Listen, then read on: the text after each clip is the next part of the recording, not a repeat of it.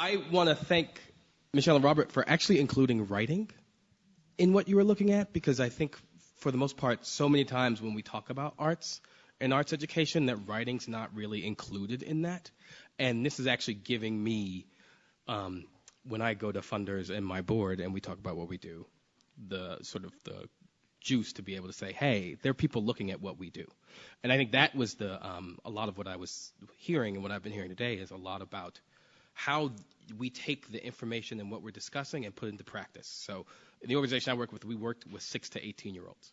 And a lot of what I'm hearing, what I'm seeing, is a lot of this stuff is talking about adults and sort of what the final process is, rather than sort of looking at what's going on the ground with the students that we work with. And I think that's part of what, and I can tell you that probably every person that works in nonprofit and works in arts education nonprofit is actually wanting you to come into our space and tell us, or at least show us and talk to us about what we're doing, and sort of helping us think through the process of, a lot of the times, the process of what we're doing.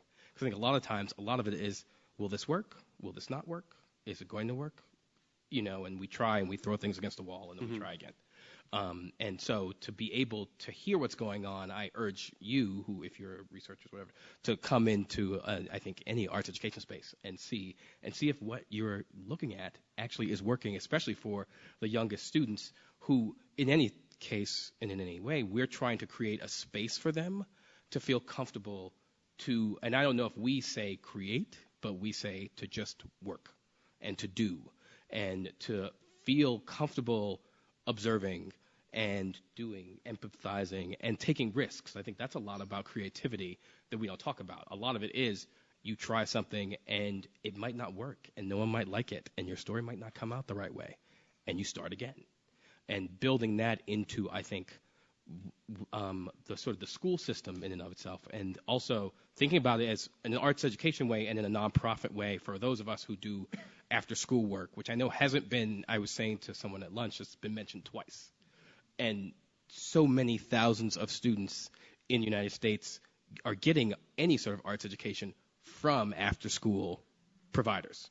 So I think I might be one of the few people here who actually is an after school provider. So I just want to advocate for that, and that this, how do we look at that in relation to school and what's going on in school, because I think you can't look at them separately anymore, that these two are happening at the same time, and what might not be happening in school might be happening after school, and what might not be happening at home might be happening after school. So how do we bridge that gap between, I think someone had said before, of like, I don't know, I think it was you, Robert, about do the parents know what's happening?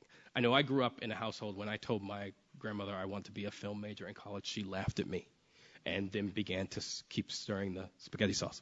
But it wasn't until she actually saw my student film that she thought, oh, this is what you've been doing all, I was the weird kid at the house because I was the one that wrote all the time and watched TV, and she didn't really get it. And so for her to actually see the student film at the end was like, oh, I get it now.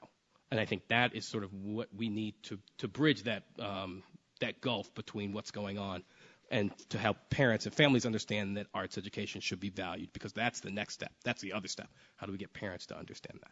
So thank you.